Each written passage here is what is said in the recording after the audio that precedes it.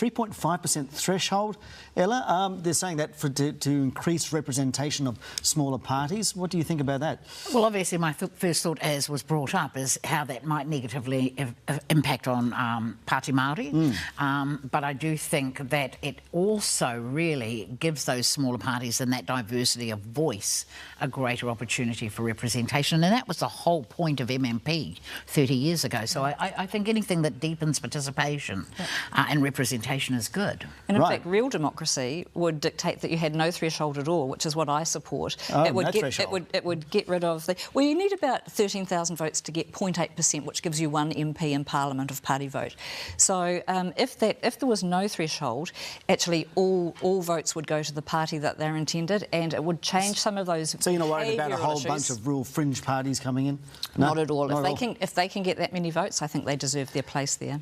Simon, one of the other issues that caught my eye is this $30,000 cap on donations, and nothing from corporations, only made by voters. That's a real change up in the donations landscape. I think that's a profound change and possibly the most significant thing they have proposed, and possibly also the least likely of any of their proposals.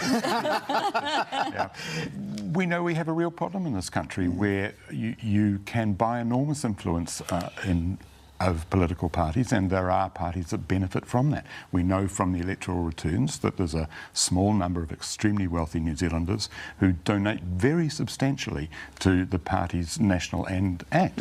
And you're certain and that there is no buying corollary across the board for that. And I think that's a problem for us. OK, but the thing is, I mean, you say that that's probably the least likely to get voted in.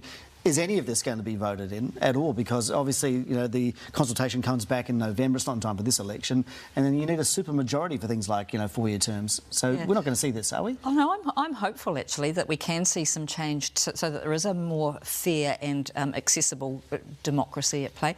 I think that the referendum would actually be something that's relatively easy to run for a 4-year term, and I do think that if public want some change and make that known, then it is possible to get it. Okay. Maybe we should let 16-year-olds vote in the referendum.